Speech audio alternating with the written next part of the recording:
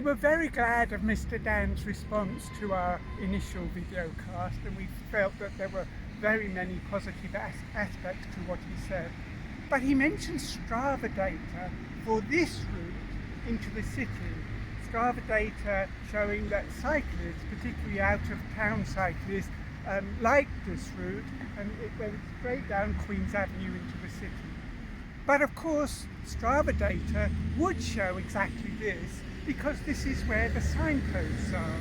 So people not familiar with the city will naturally follow the signpost and therefore generate the Strava data. But if you look at this route, it's actually not very pleasant.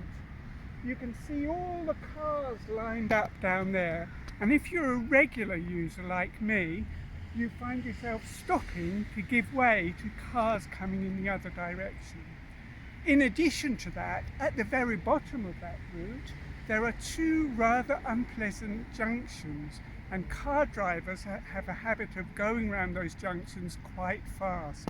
And so it's not that safe, even if it's not that well used.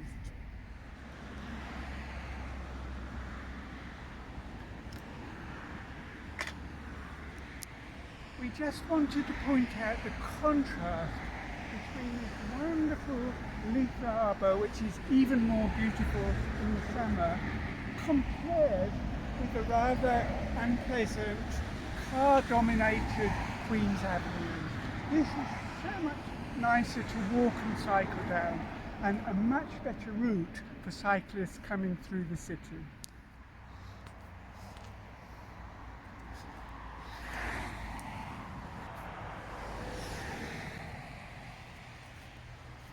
Here we are back at the Baby Tree, and we'd just like to remind you of how the contrast between that leafy arbour that we've just seen and the dangerous, busy and polluted route we're just about to move on to.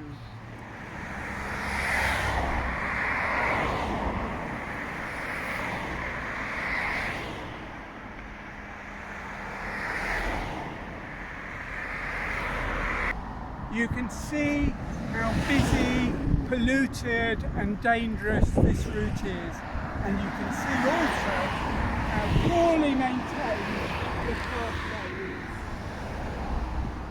We can do so much better than this.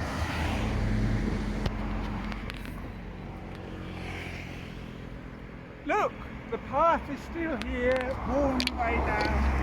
And the railings are still here to stop the school children from taking a shortcut. We can do better than that. Here we are back at Toddler's Cove, responding again to Mr. Dan, who actually we're very grateful for his measured response to our first video. Mr. Dan mentions that he'd be worried about a blind spot being created if there was a ramp and steps down into Toddler's Cove here.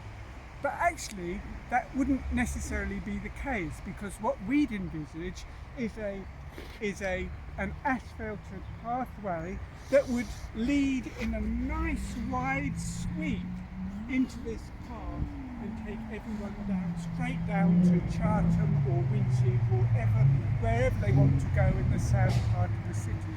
So we wouldn't be thinking of a blind spot by the Rimsway Ring Road. We'd be thinking of a nice sweep of pathway to join the current pathway very naturally.